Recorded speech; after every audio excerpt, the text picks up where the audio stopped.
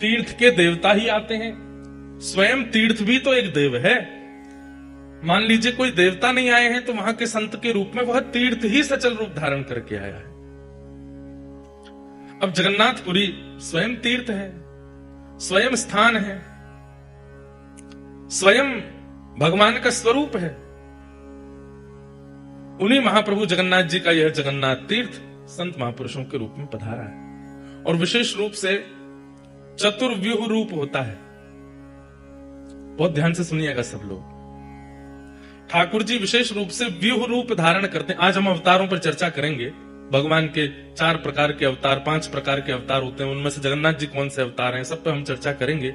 उसमें से एक ठाकुर जी का व्यूह अवतार होता है, मतलब एक ही ठाकुर जी अनेक रूप धारण कर लेते हैं। जैसे वृंदावन में वही श्री कृष्ण किशोरी जी के रूप में है, वही श्री कृष्ण अपने सखाओं के रूप में है, वही श्री कृष्ण यमुना जी के रूप में है, वही श्री कृष्ण वृंदावन के रूप में है। मतलब वृंदावन का दर्शन, यमुना जी का दर्शन, किशोरी जी का दर्शन और श्री राधारमण जी का दर्शन, इन चारों में कोई भेद नहीं है। आप राधारमण जी दर्शन नहीं कर पाए लेकिन वृंदावन तीर्थ को प्रणाम कर लिया है तो राधारमण जी को प्रणाम सहज है। वृंदावन में आकर के भीड़ के कारण मंदिर में नहीं जा पाए लेकिन यमुना जी को प्रणाम कर लिया तो यमुना जी को प्रणाम किया और राधारमण जी को प्रणाम, एक ही बात है। आप बरसाने जाके किशोरी जी को प्रणाम किए और तभी जरूरी काम से वापस आना पड़ा तो किशोरी जी को प्रणाम से ठाकुर जी को प्रणाम समान है। ठाकुर जी को प्रणाम किया लेकिन बरसाना नहीं जा पाए किशोरी जी को प्रणाम करने, तो भी वह समानता है क्योंकि वे सब व्यूह हैं। जैसे प्रधानमंत्री अपने निवास पर भी मिलेंगे, अपने कार्यालय में भी मिलेंगे, अपनी बैठक में भी मिलेंगे, अपने दफ्तर में भी मिलेंगे। स्थान उनके 4 हैं पर मिलने वाले तो सब जगह प्रधानमंत्री ही हैं। ठीक वैसे ही ठाकुर जी, चाहे आप राधा रानी के दर्शन करो, यमुना जी के दर्शन करो, वृंदावन के दर्शन करो, चाहे प्रत्यक्ष बिहारी जी के दर्शन करो, एक ही बात है। ये उनका व्यूह रूप है।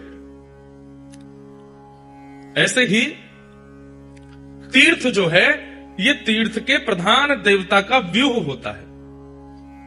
कभी अगर बहुत भीड़ होने के कारण महाप्रभु जगन्नाथ जी को आप दर्शन नहीं कर पाओ, आपसे रोज कोई पूछे आज महाप्रभु जगन्नाथ जी के दर्शन किए, भले ही आप मंदिर नहीं गए फिर भी आपको हाँ में ही उत्तर देना है, हाँ किए। क्यों? क्योंकि ये जो साक्षात पूरा तीर्थ जगन्नाथपुरी है ये भगवान का व्यूह रूप ही है। अगर इस रूप में और महाप्रभु जगन्नाथ जी के रूप में आप भेद मानते हैं तो भी आपको भेदापराध लगेगा। अभी हम सुबह उठ करके स्नान ध्यान करके संध्या वंदन करके कथा करने आ गए, श्री मंदिर नहीं गया, लेकिन आप मुझसे पूछो कि आप आज जगन्नाथपुरी दर्शन करने गए महाप्रभु जी का, तो मुझे हाँ में ही उत्तर देना होगा, हाँ मैं गया। मैं ना नहीं बोल सकता। क्यों? मैंने समुद्र नारायण को देखा, मैंने जगन्नाथ तीर्थ को देखा और इस तीर्थ के सचल संतों को देखा। मैं कैसे कह सकता हूं कि मैंने जगन्नाथ जी दर्शन नहीं किए? ये जगन्नाथ ही तो है। सीधी बात, दूध से दिया नहीं जलेगा पर दूध में घी नहीं है ऐसा नहीं है। दूध में घी है पर प्रकट करना पड़ता है। ऐसे ही ये तीर्थ हो या तीर्थ की नदियां हो, सरोवर हो, तालाब हो, पोखर हो या समुद्र हो या तीर्थ निवास करने वाले संत हो, ये भगवान के व्यूह रूप हैं। इनका दर्शन और जगन्नाथ जी का दर्शन उसमें कोई भेद नहीं। और एक बात बताएं हम, आप जिस दिन इस प्रकार से तीर्थ में रहने लग गए उस दिन आपको केवल महाप्रभु जी का दर्शन करने श्री मंदिर नहीं जाना पड़ेगा। आप जहां हो महाप्रभु जी वहीं प्रकट हो जाएंगे क्योंकि आप पूरे तीर्थ को ही भगवान का व्यूह मानते हो।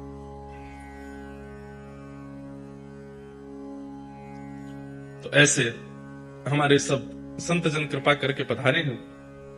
श्री राधा वल्लभ मठ के पूज्य महंत श्री रामकृष्ण दास जी महाराज कृपा करके आज कथा में पधारे हैं। महाराज जी को बारंबार प्रणाम। साथ ही श्री उत्तर पारस मठ के पूज्य महाराज जी पूज्य श्री नारायण रामानुज दास जी महाराज पधारे हैं, उन्हें भी बारंबार प्रणाम। एवं पूज्य श्री शुभानंदपुरी जी महाराज, आपका तो दर्शन कल भी दास को प्राप्त हुआ, सबको मिला, आज भी आप पधारे हैं। हमारे श्री जीयर स्वामी मठ के पूज्य श्री तिवारी जी महाराज भी आज कृपा करके पधारे हैं, जो हमारा दादा गुरु स्थान है।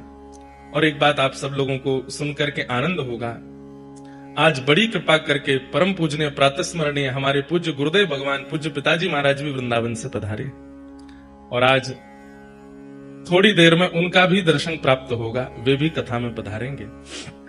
जिनकी कृपा से ये भक्ति पथ चल रहा है, जिनकी कृपा से हम आप सब लोग आज कथा का आनंद सुख और श्री गिरधर लाल जी की सेवा का रस ले रहे हैं, उस कथा का मूल स्रोत तो श्री जगन्नाथपुरी है। यहीं के श्री जीयर स्वामी मठ से हमारे पूज्य गुरुदेव भगवान पूज्य पिताजी महाराज आपकी दीक्षा हुई। परम पूज्य प्रातः स्मरणीय श्री गरुणध्वजाचार्य जी महाराज वर्तमान में श्री जय स्वामी मठ के पूज्य महाराज जी परम पूज्य प्रातः स्मरणीय बारंबार वंदन करते हैं, जिनको हम अत्यंत पिता तुल्य स्नेह दास को प्रदान करते हैं, पिता के रूप में बैठ के एक वात्सल्य प्रदान करते हैं। ऐसे परम पूजनीय प्रातः स्मरणीय श्री इंदिरा रमणाचार्य जी महाराज जी को बारंबार स्मरण करते हैं, प्रणाम करते हैं। पूज्य पिताजी महाराज के एक प्रकार से गुरु भाई। तो ये सब कृपा है, यहीं से हमारी ये पूरी परंपरा आनंदित हो रही है। भैया गंगा भले ही बनारस को पवित्र कर रही है, गंगा भले ही प्रयागराज को पवित्र कर रही है, गंगा भले ही ऋषिकेश हरिद्वार को पवित्र कर रही है, पर मूल उद्गम तो गंगोत्री है ना। इसलिए गंगोत्री की महत्वता, गंगोत्री का प्रणाम अद्भुत है। ऐसे ही हमारी व्यासपीठ पूज्य पिताजी महाराज की व्यासपीठ आप सब लोगों को आनंदित कर रही है, भक्ति का प्रचार प्रसार एवं संचार कर रही है, पर उसका मूल प्रादुर्भाव तो जगन्नाथपुरी से है, श्री जय स्वामी मठ से है। वहां के हमारे पूज्य श्री तिवारी जी महाराज पधारे हैं, उन्हें बारंबार हम प्रणाम करते हैं। और हमारी शीतल दीक्षा तो पूज्य पिताजी महाराज ने की। जब प्रथम बार व्यासपीठ पर विराजमान होने वाले थे 20 जुलाई 2015, तो शंख चक्र व्यासपीठ पर बैठने से 2 घंटा पहले धारण हुए। तो पूज्य पिताजी महाराज अचानक ही उनका क्रम बना। हमारे रामानुज परंपरा में तिथि, बार, नक्षत्र और मुहूर्त देखने की आवश्यकता नहीं है भगवत शरणागति के लिए। आपकी जब इच्छा हो जाए और गुरुदेव की कृपा हो जाए तो आप दीक्षा ग्रहण कर सकते हो। हमारे पूज्य नाना जी बोले पिताजी से, बोले आज को दिन बहुत बढ़िया है, लाला पहली बार व्यासपीठ पर बैठे हुए वारो है, आज से बढ़िया समय नहीं मिलेगा, श्री द्वारिका तीर्थ है, आप लाला को दीक्षा दो।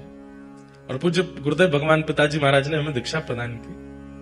शीतल दीक्षा पूज्य गुरुदेव भगवान ने दी। और इस बार आप सब लोगों के मध्य गुरु दीक्षा का क्रम करने से पूर्व तप्त दीक्षा, तप्त शंख चक्र हमें हमारी मूल गादी श्री तोताद्री मठ दक्षिण भारत के परम पूजनीय पूज्य महाराज श्री ने तप्त दीक्षा प्रदान की। अद्भुत है यह परंपरा। महाप्रभु जगन्नाथ जी ने भी श्री रामानुजाचार्य जी से सेवा ग्रहण की, सेवा स्वीकार की। ऐसे हमारे सब आचार्य चरण आज पधारे हैं, सबके चरणों में बारंबार प्रणाम करते हैं। मंच पर विराजमान सब विप्रदेव, सब गंधर्वजन और आप सभी श्रोता भाई बंधु मातृशक्ति, सबको जय श्री कृष्ण। हाँ, इतने धीरे बोलो कि बगल वाले को भी आवाज नहीं आवे। जय श्री कृष्ण। देखो आवाज तो है आप में, पर पता नहीं क्या सोते रहते हैं, जाने क्या। अरे उत्साह में रहिए। जय श्री कृष्ण, जय सिया राम, जय श्रीमन नारायण, जय जगन्नाथ। महाप्रभु जगन्नाथ जी बड़ी कृपा कर रहे हैं। कल एकादशी थी और कल श्री सुदर्शन भगवान जी की सन्निधि में महादीप का दर्शन हुआ। रात्रि यहां से कथा पूरी करके गए, श्री सुदर्शन जी महाराज के नीचे महादीप दर्शन हुआ। हमारे सब सेवायत ऊपर जाते हैं, जाकर के वहीं महादीप करते हैं। फिर उसके बाद पूरी जगन्नाथपुरी की रक्षा हेतु, यहाँ के भक्तों की रक्षा हेतु, यहाँ के गजपति महाराज राजा की रक्षा हेतु महाप्रभु जगन्नाथ जी से प्रार्थना करते हैं, सुदर्शन जी से प्रार्थना करते हैं। इतना सुंदर दर्शन हो रहा था कल रात्रि में। उसके बाद महाप्रभु जी के बड़ श्रृंगार का दर्शन हुआ। पूरी दुनिया में एकमात्र श्री जगन्नाथ जी ऐसे ठाकुर हैं जो रात में विशेष श्रृंगार करते हैं। यहां की रीति कुछ अलग ही है। श्रृंगार दर्शन पूरे विश्व में कहीं भी ठाकुर जी के सुबह के सत्र में होते हैं, लेकिन महाप्रभु जगन्नाथ जी का श्रृंगार रात्रि में होता है। और रात्रि में मानो जैसे सब अर्चक गोपी बन जाते हैं, सहचरी बन जाते हैं, और सहचरी बनकर के महाप्रभु जी का श्रृंगार करते हैं। और वह श्रृंगार धारण करके महाप्रभु जगन्नाथ जी फिर वृंदावन रास के लिए प्रस्तुत होते हैं, रास में प्रस्तुत करते हैं। ऐसे जगन्नाथ जी को हम बारंबार प्रणाम करते हैं।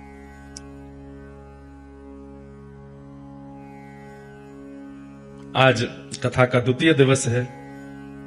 भाव तो अनेक हैं, सब भावों को बीच बीच में लेते रहेंगे और महाप्रभु जगन्नाथ जी की मधुर कथा सुनते रहेंगे। सुबह गिरधर लाल जी के दर्शन संभवतः सबको हो ही गए होंगे। 8:30 पौने 9 बजे गिरधर लाल जी यहीं विराज रहे हैं इसी होटल में। अब होटल तो नहीं बोलेंगे, इसको हम वृंदावन बोल देते हैं। इसी वृंदावन में विराज रहे हैं, कथा हो रही है, इतने सारे वैष्णव विराज रहे हैं। ये होटल रिजॉर्ट तो पहले था, सामान्य तीर्थ पहले स्थान ही था। ठाकुर जी के विराजमान होते तीर्थ हो जाता है। तो ऐसे गिरधर लाल जी विराज गए, कथा भागवत जी विराज गए। अब तो ये होटल थोड़ी है, अब तो ये साक्षात वृंदावन है। जब जगन्नाथ भगवान का दर्शन करने के लिए जाओ तो यही भावना रखना, कहां जा रहे हैं? बोले द्वारिकापुरी जा रहे हैं। यहां व्यवहार में भी ऐसा ही करो, द्वारिकापुरी जा रहे हैं। और जब लौट करके वापस अपने अपने कक्ष में आओ तो कहां? बोला वृंदावन जा रहे हैं, वृंदावन में रहेंगे। प्यारे गिरधर लाल जी के दर्शन आप सबको हो ही जाते हैं। सुबह 8:30 से पौने 9 के बीच में श्रृंगार आरती। संध्या में आज अभी तक हमको कोई सूचना तो मिली नहीं कहां जाना चाहिए, लेकिन कथा के विश्राम से पहले हमें सूचना जरूर मिल जाएगी। हमारे अभिमन्यु रामानुजदास जी अभी कोई सूचना प्रदान कर देंगे, समय आपको बता दिया जाएगा। उस समय तक उस स्थान पर आप लोग उपस्थित हो जाना। वहां प्रेम से दर्शन करेंगे, आनंद करेंगे, कीर्तन करेंगे।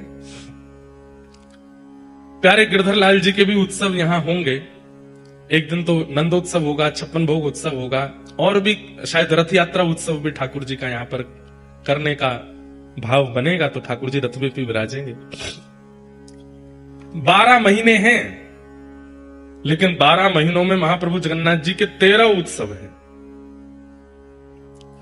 हर महीने एक उत्सव ठाकुर जी का होता ही है।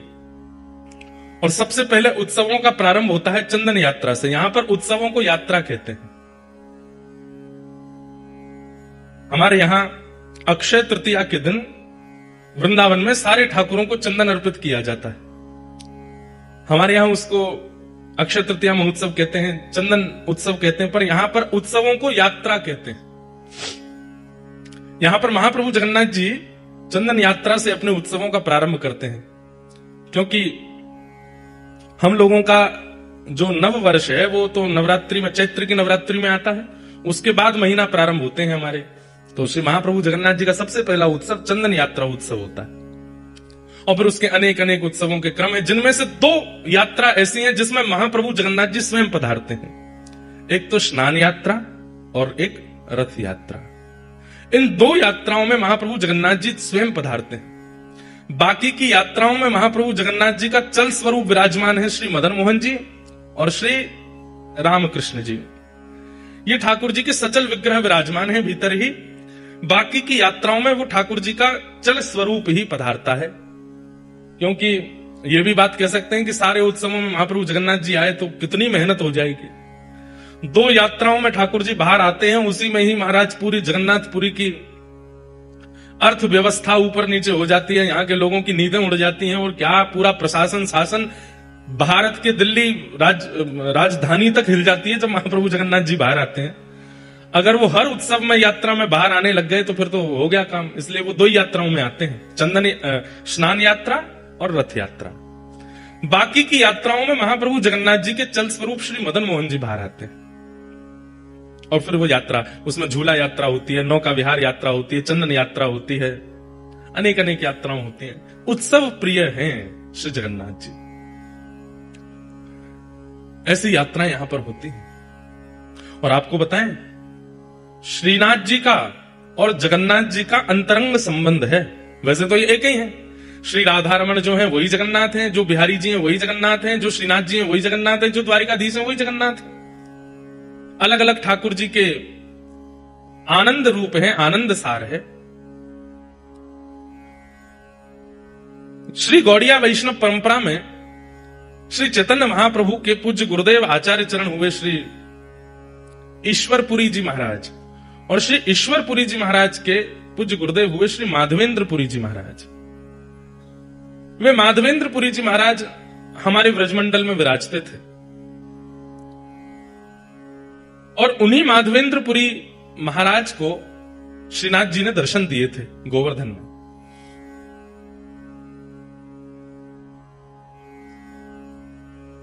गोविंद गोविंद गाइए रे भजो राजनाथ महाप्रभु की आज परम कृपा है और हम पे तो विशेष कृपा है कि महाप्रभु जगन्नाथ जी की सन्निधि में कथा सुनाने का अवसर मिल रहा है और उसी मध्य में महाप्रभु जी के दर्शन, महाप्रसाद का पान, तीर्थ का दर्शन, तीर्थ राज का दर्शन और साथ ही आज इतने महापुरुषों के दर्शन और महाप्रभु जगन्नाथ जी की चरण सन्निधि में चक्र तीर्थ में महोदधि के तट पर व्यासपीठ पर बैठे बैठे अपने सदगुरुदेव भगवान के आशीष का प्राप्त होना यह हमारे लिए परम सौभाग्य की बात है। गुरु कहां दर्शन देते हैं, कहां आशीष देते हैं, वो स्थान और वह समय भी बहुत दिव्य होता है। आपको आपके गुरु के दर्शन कहां हो रहे हैं और गुरु आपको कहां आशीष प्रदान कर रहे हैं, वो स्थान भी उस आशीर्वाद को अति विशेष कर देता है। एक तो हमारे गुरुदेव, ऊपर से हमारे पिताजी और फिर व्यासपीठ पर तो समस्त तीर्थ विद्यमान होते हैं। व्यासपीठ जहां विराज जाती सारे तीर्थ आ जाते हैं, लेकिन वह व्यासपीठ भी एक विशेष तीर्थ में विराज जाए तो उसकी महिमा और है। और उस पर बैठे हुए जब आचार्य चरण आकर के अनुग्रह कर दें, कृपा कर दें, आशीष दे दें, तो ये निश्चित ही भगवान की अति प्रसन्नता का प्रतीक है। ठाकुर जी बड़े प्रसन्न हैं। आज वृंदावन से पूज्य गुरुदेव भगवान भी यहाँ कृपा करके पधारे हैं आशीष देने के लिए। पूज्य गुरुदेव भगवान को बारंबार प्रणाम। तो हम क्या निवेदन कर रहे थे कि हमारे श्रीनाथ जी का और महाप्रभु जगन्नाथ जी का अंतरंग मेल है तो एक ही, लेकिन माधवेंद्रपुरी दास जी श्री गोवर्धन में विराजते थे और कहते हैं तब की चर्चा है जब श्रीनाथ जी प्रकट नहीं हुए थे। सद्दू पानी की गैया जाकर के चारों थनों से दुग्ध प्रवाह करती थी जिस स्थान पर, वहां से श्रीनाथ जी प्रकट हुए। कथा हमने अनेक बार सुनाई है। लेकिन उससे पूर्व श्री गिरिराज जी की तलहटी में माधवेंद्रपुरी बाबा भजन करते थे। बहुत ध्यान से सुनिए सब लोग, इधर देखो। तब उन माधवेंद्रपुरी दास जी को एक छोटे से गोपाल जी, एक छोटे से ब्रजवासी बालक को रूप धारण करके आते और आकर के उनके सामने बैठ के दर्शन लाभ लेते। तो माधवेंद्रपुरी दास जी उनको बता दिया ठाकुर जी ने कि मैं ही परमात्मा हूं, मैं भगवान हूं, यहां लाला बन करके आनंद कर रहा हूं। तब एक दिन माधवेंद्रपुरी दास जी ने पूछा कि आपके श्याम वर्ण अंग पर हमें कभी कभी ऐसा अनुभव होता है कि अत्यंत प्रश्वेत, बहुत पसीना आपको आता है और कोई कोई आपके अंग में जैसे छोटे छोटे कुछ ऐसे चिन्ह दिखाई देते हैं, ऐसा लगता है कि आप श्रमित हो गए हो। तो श्रीनाथ जी बोले, मैं यहां गिरिराज पर्वत में विराजूं भीतर, दोपहरिया में बहुत जोर से धूप पड़े और वह धूप के कारण मुझको बहुत जोर से गर्मी लगे, मेरे सर्वांगीण अंग में बड़ी उष्णता है जाए, कहीं कहीं छाले पड़ जाएं, मैं जोर से जल जाऊं। वैसे तो मुझको दूध को अभिषेक किया जाए, मुझको दूध पिवायो जाए, मुझको 56 भोग पड़वाए जाए, पंचामृत अभिषेक तो मेरो आनंद कियो जाए, पर वासे नैकात देर के काजे तो सुख मिले, लेकिन फिरते ये पीड़ा हेन लग जाए। माधवेंद्रपुरी दास जी बोले, तो भगवान आज्ञा करो, आपकी ये पीड़ा हमेशा के लिए दूर कैसे होगी? बोले कि बढ़िया वारो कपूर और चंदन में घिस करके केसर मिश्रित करके जब चंदन तैयार करके मेरे श्री अंग पे लगाए हो जाएगो तब मुझको सुख मिलेगा। तो माधवेंद्रपुरी दास जी बोले, तो मैं चंदन तैयार कर देता हूं। बोले कि ना, ऐसा वैसा चंदन नहीं, अब लगाओ तो फिर बढ़िया वारो लगाओ। तो बोले बढ़िया वारो चंदन कहां मिलेगा वो बताओ। बोले सबसे बढ़िया कपूर मिले चक्र तीर्थ में जगन्नाथपुरी, और सबसे बढ़िया मलय चंदन, मलियागिरी चंदन भी कहां मिले? बोले जगन्नाथपुरी में। और बोले वहां मेरो एक स्वरूप है, वह स्वरूप को रोज चंदन लागी होवे, रोज चंदन लगाए हो जाए। आप तो वहीं जाओ और वहां से चंदन लेकर के आओ और आकर के मेरे श्री अंग पे लगाओ, तब मुझको सुख मिलेगा। तो माधवेंद्रपुरी दास जी श्रीनाथ जी की आज्ञा प्राप्त करके निकले हैं नीलाचल धाम के लिए,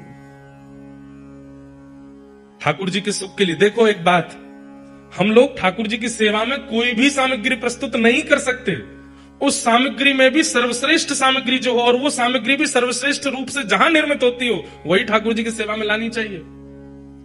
स्वयं श्रीनाथ जी माधवेंद्र जी से बोले, वो चंदन तो तुम यहीं घिस दोगे, लेकिन बढ़िया वारो तो वहीं मिलेगा, बढ़िया वारो कपूर तो वहीं मिलेगा, वहां से लेके आओ। इसका मतलब क्या है? ठाकुर जी को विशेष प्रिय नहीं है, लेकिन वो हमें परखते हैं कि हमें प्रस्तुत करने के लिए कुछ विशेष देना उचित लगता है कि नहीं, वो ठाकुर जी देखते हैं।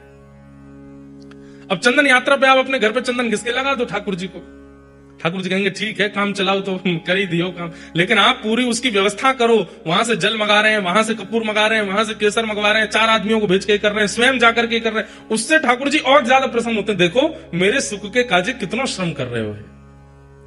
हमारे गिरधर लाल जी की स्नान यात्रा पर स्नान होता है। अब स्नान यात्रा, स्नान कराना, टोंटी का जल भरो, करा दो स्नान, उसमें थोड़ा केसर आदि डाल दो, करा दो स्नान। नहीं, हम हमारे सब वैष्णव, सब हमारे जितने मित्र परिकर हैं, जितने हमारे पंडित जी, सबके साथ अवसर होगा, कथा नहीं है तो स्वयं जाएंगे। कहां? उत्तराखंड। उत्तराखंड में श्री यमुना जी सबसे पहले पृथ्वी पर जहां आती है उस स्थान का नाम है कटा पत्थर। कटा पत्थर में जाएंगे उत्तराखंड में, वहां से स्नान करके विधि पूर्वक प्रत्येक कलश का पूजन करेंगे। कलश का पूजन करके फिर वहां से शुद्ध यमुना जी का जल, क्रिस्टल वाटर, बिल्कुल दिख जाए नीचे तक महाराज, वहां से यमुना जी लाएंगे और फिर उन यमुना जी को वृंदावन ला करके फिर वृंदावन में जो यमुना जी हैं उनको बढ़िया क्योंकि वृंदावन में यमुना जी तो पूरी सब अपवित्र कर दी लोगों ने, तो 2-4 कपड़े की परत लगा के उन यमुना जी को भरेंगे। फिर वो यमुना जल कटा पत्थर वाले जल में थोड़ा थोड़ा मिला देंगे, तो फिर भाव हो जाएगा यमुना तट का, वृंदावन तट का यमुना जल। फिर उससे ठाकुर जी को स्नान कराते हैं, रात भर मटकों में भर के रखते हैं, ठंडा बिल्कुल शीतल जल हो जाता है। फिर उन जलों में किसी में पुष्प, किसी में सुगंधी, किसी में अष्टगंधा, किसी में कुछ, सब मिला करके फिर ठाकुर जी को स्नान कराते हैं। अब स्नान ही तो कराना है, करा दो ऐसे नहीं। मैंने एक बात कथा में कही है कि भक्ति में ठाकुर जी प्रस्तुतिकरण देखते हैं कि आपकी प्रस्तुति कैसी है। उठाए कर दिया, उठाए भोग लगा दिया, थाली में लाए सामने धर दिया कर। ठाकुर जी भी ऐसे पर पाते नहीं है, बोले कि बेमनते तू करे, मैं काय को पावे आऊं। लेकिन जब ठाकुर जी देखते हैं कि बड़े प्रयास करता है, बड़ा श्रम करता है, बड़ा परिश्रम करता है, मनोबुद्धि लगन से लगता है, ठाकुर जी आते हैं स्वीकार करने। इसलिए कभी भी उत्सव कीजिए, उस उत्सव को काम चलाओ मत कीजिए, या तो करिए मत, और करो तो फिर उसमें इतना लगन से करो, इतनी विशेषता प्रकट कर दो। आप कहेंगे महाराज जी आपने जितने क्रम बताए वो तो धनवानों के हैं, धनवान ही कर सकते हैं ये सब, और जिन पर धन नहीं हो वो क्या करें। भाई कर्मा भाई कोई धनवान तो नहीं है, हमारे सद्दू पाणे कोई धनवान तो नहीं है, धन्ना जाट धनवान तो नहीं है, पर वो धनवान ना होते हुए भी ऐसी क्रिया प्रस्तुत करते हैं कि वह क्रिया में धनवान से भी ज्यादा लगन का दर्शन होता है। वो ठाकुर जी आते हैं स्वीकार करने। धन्ना जाट की कथा में हम लोग सुनते हैं कि उनको सामान्य पत्थर शालिग्राम भगवान के रूप में एक संत दे गए, तो धन्ना जी रोज अपनी मां से कहते, मैया मुझे चंदन दिलवा दो, मुझे रोली दिलवा दो, मुझे इत्र दिलवा दो, ठाकुर जी की सेवा करनी है। मां मना करती, नहीं दिलवाती। तो फिर धन्ना जी ने क्या किया, बाहर गए और रोली जैसे दिखने वाले पत्थर लेकर के आए, उनको बढ़िया घिसते हैं और घिसते घिसते लाल रोली बन जाती है। फिर ठाकुर जी के सामने जाके भावना कर देते हैं, ठाकुर जी मुझ पर धन तो इतना नहीं है कि मैं रोली लाऊं, चंदन लाऊं, इसलिए ये रोली जैसा ही रंग है इसका, आप इसको स्वीकार करो। और प्रेम से लेकर के जब पधराते ठाकुर जी प्रसन्न होते हैं उनके भाव से। भावना में तो व्यस्त है ना, भले ही धन का व्यय ना करता हो। तो माधवेंद्रपुरी दास जी को श्रीनाथ जी ने आज्ञा की कि आप जगन्नाथपुरी जाओ, वहां से कपूर चंदन लेकर के आओ, वो घिस करके लगाओगे तो मुझे सुख मिलेगा। माधवेंद्रपुरी दास जी निकल पड़े, चलते चलते बालासुर पहुंचे, वहीं पर खीर चोरा गोपीनाथ, इनका पहले नाम केवल गोपीनाथ ही था, खीर चोरा तो माधवेंद्रपुरी दास जी के आने के बाद पड़ गया। पहले इनका नाम केवल, और खीर भी उनको बोलते क्षीर चोरा,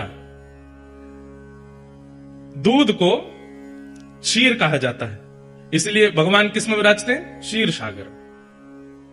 तो खीर चोरा तो हम उत्तर भारतीय कहने लग गए हैं, लेकिन वास्तव में वहां पर अधोटे दूध का भोग लगता है ठाकुर जी को, और उसमें थोड़ी बहुत कुछ सामग्री मिलाई जाती है, इसलिए वो क्षीर चोरा गोपीनाथ। पहले उनका नाम केवल गोपीनाथ ही था, तो क्षीर चोरा तो। और ये गोपीनाथ जी बालासुर में जो विराजमान, जिसको अवसर मिले, समय मिले, 3-4 घंटे का रास्ता होगा शायद यहां से, हुआ ना वहां दर्शन करे आना। हमने आज तक दर्शन नहीं किए, पर हमने क्षीर चोरा गोपीनाथ जी कथा खूब सुनाई है, चित्र में दर्शन किए हैं, वहां का प्रसाद भी पाया है, पर दर्शन का अवसर अभी तक नहीं मिला। ये गोपीनाथ जी, क्षीर चोरा गोपीनाथ, ये गोपीनाथ जी सामान्य नहीं है। ये गोपीनाथ जी का स्वरूप स्वयं श्री राम जी के द्वारा निर्मित किया गया है, ये क्षीर चोरा गोपीनाथ। कैसे? जब प्रभु श्री राम वनवास कर रहे थे, तो कभी कभी लक्ष्मण जी को ज्ञान उपदेश करते थे, सीता जी से बैठ करके कुछ मधुर चर्चाएं करते थे। तो सीता जी बीच बीच में कभी कभी राम जी से बोलती, सब लोग इधर देखो, ध्यान से सुनो।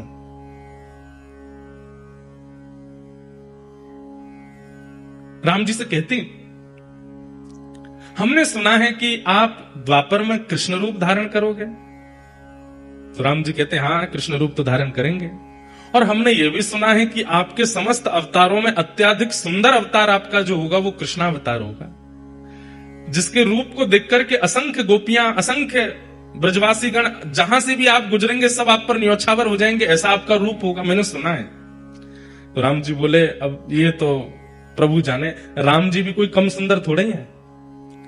वर्णन आता है कि राम जी जब वनवास करते हैं तो वनवास करते समय वहां के संत जन, वहां के निवासी जन, उनके पास राम जी सामग्री लेने के लिए जाते हैं। वैसे तो सामग्री सब प्रस्तुत राम जी के पास हो जाती है, लेकिन कभी कभी सामग्री प्रस्तुत नहीं होती, तो राम जी जाते हैं और जाकर के कहते हैं कि हमें प्रसाद सिद्ध करना है, आदि हमें ये सामग्री दे दो। तो सूखी सामग्री, पक्की सामग्री, जो भी सामग्री देते हैं।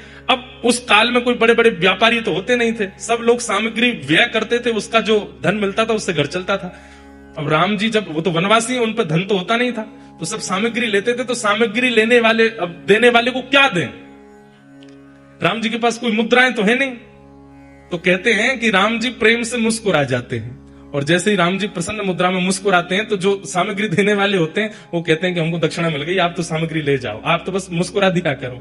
आप खुश हो जाते हैं, आप हंस जाते हैं, आप थोड़े प्रसन्न मुद्रा में हमको देख लेते हैं, हमको लगता है कि हमें सर्वस्व मिल गया।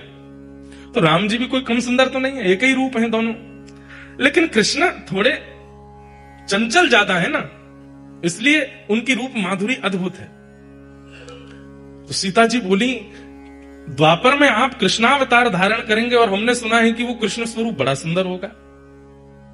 राम जी बोले, अब कोई कम सुंदर है हम? बोले, नहीं, सुंदर तो आप अभी भी बहुत हो, पर हमें लगता है कि अभी आप इतने सुंदर हो तो कृष्णावतार में और सुंदर, इससे सुंदर और क्या होगा, आप हमें दर्शन करा दीजिए ना। तो राम जी बोले, ठीक है, समय मिलेगा तो मैं दर्शन कराऊंगा।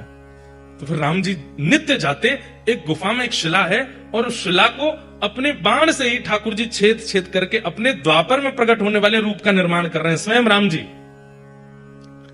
आहा, कोई मूर्तिकार ठाकुर जी का रूप बनाता है समझ में आती है, पर स्वयं ठाकुर जी ही अपनी मूर्ति बना रहे हैं, ये कितनी अद्भुतता है।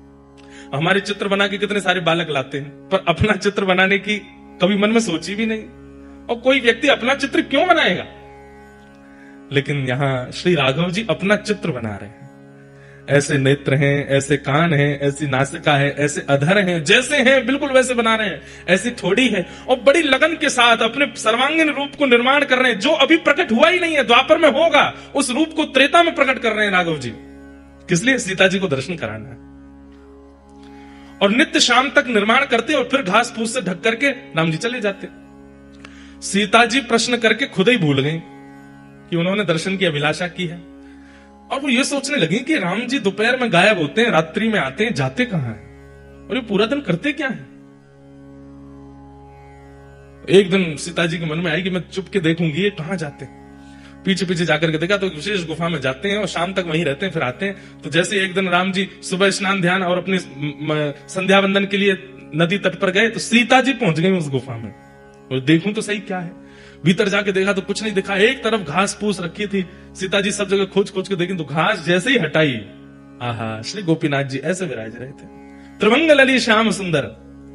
राम जी तो सदैव ऐसे रहते हैं, सीधे खड़े रहते हैं, एक हाथ में धनुष, एक हाथ में बाण, और एक हाथ में धनुष, दूसरे हाथ से आशीष, यही मुद्रा रहती है राम जी की। लेकिन आज वही राघव जी जिनको सदा ऐसे देखा है, आज वही राम जी मानो ऐसे दोनों भुजा करके और वंशी धारण करके, और बिल्कुल कमर भी टेढ़ी है, मुख भी टेढ़ा है, पाम भी ऐसे, रूप देख करके सीता जी तो मोहित हो गए। बार बार मन में इच्छा होने लगी कि आलिंगन कर लूं मैं इनका, इतने सुंदर। मन में ऐसी भावना आने लगी कि ये यहाँ पर घास फूस में ढके बैठे हैं, इन्होंने पता नहीं भोजन भी किया होगा कि नहीं, इन्होंने जल भी पान किया होगा कि नहीं। सीता जी तुरंत दौड़ करके गई, पत्तों के दोना बनाए और उन दोनों में कुछ फल अमनिया करके, एक पात्र में जल लेकर के, कुछ पुष्पों के हार बना करके और सुंदर सब सामग्री लेकर के आई। आकर के श्री गोपीनाथ जी को तिलक किया, सुंदर पत्रावली का श्रृंगार कर दिया, गले में माला पहना दी, सर्वांगीण अंग में चंदन अर्पित करने के बाद में